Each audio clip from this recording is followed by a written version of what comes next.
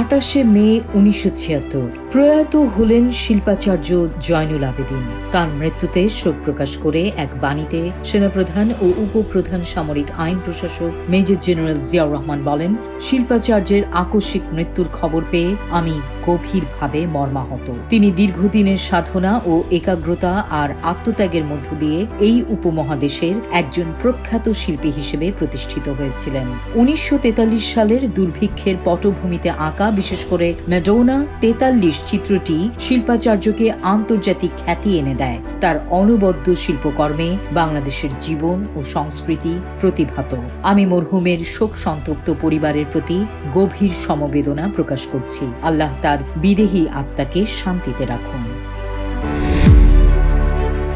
28 মে 1977 কিশোরগঞ্জ, ভৈরব বাজার ও লৌহজংয়ের জনসভায় দেশের অর্থনৈতিক অগ্রগতি ও সমস্যাসমূহের দ্রুত সমাধানের জন্য জনগণের প্রতি আহ্বান জানিয়েছেন প্রেসিডেন্ট ও প্রধান সামরিক আইন প্রশাসক মেজর জেনারেল জিয়াউর রহমান। তিনি বলেন, আমাদের সবাইকেই উন্নয়ন কর্মসূচিতে আরও বেশি সক্রিয় ভূমিকা নিতে হবে। পৃথিবীর অন্যান্য স্থানেও আমাদের মতো জনগণই উন্নয়ন কর্মসূচিতে অংশগ্রহণ করে থাকে।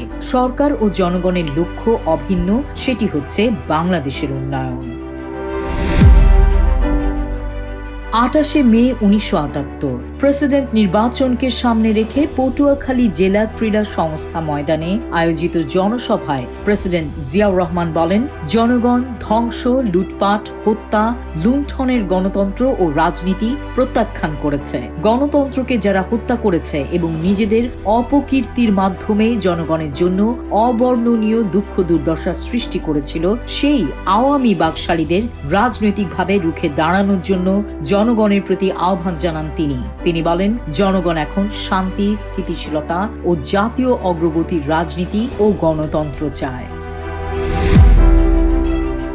28 মে 1979 বঙ্গভবনে জাতীয় শিশু পুরস্কার 1979 ও মৌসুমী শিশু প্রতিযোগিতায় বিজয়ীদের মধ্যে পুরস্কার বিতরণ উপলক্ষে শিশু কিশোরদের নিয়ে আয়োজিত এক অনুষ্ঠানে তাদেরকে অমূল্য সম্পদ হিসেবে অভিহিত করে প্রেসিডেন্ট জিয়াউর রহমান ঘোষণা করেন, এখন থেকে সরকারের উন্নয়ন কর্মসূচিতে পল্লীর শিশুদের কল্যাণের জন্য বিভিন্ন কর্মসূচি অন্তর্ভুক্ত থাকবে এবং ভবিষ্যতে পল্লীতে বসবাসকারী শিশুদের প্রতি আরও বেশি মনোযোগ দেওয়া হবে। তিনি বলেন, শিশুদের কল্যাণের জন্য এর মধ্যেই অনেক কর্মসূচি গ্রহণ করা হয়েছে। প্রেসিডেন্ট বলেন, শিশুরাই জাতির ভবিষ্যৎ, সুতরাং তাদের লালন পালনে আমাদের সবাইকে অত্যন্ত সতর্ক থাকতে হবে।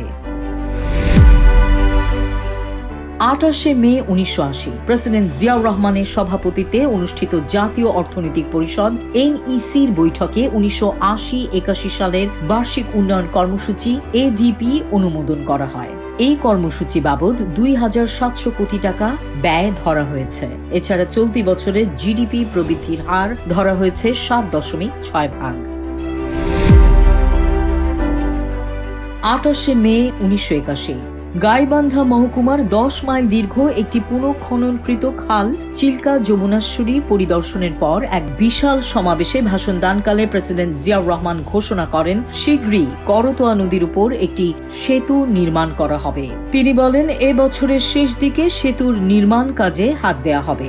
2-1 বছরের মধ্যেই সে নির্মাণ কাজ শেষ হবে বলে আমি আশা করি। প্রেসিডেন্ট বলেন, আমাদের লক্ষ্য হচ্ছে সম্ভাব্য স্বল্পতম সময়ের মধ্যে খাদ্য উৎপাদন দ্বিগুণ করা।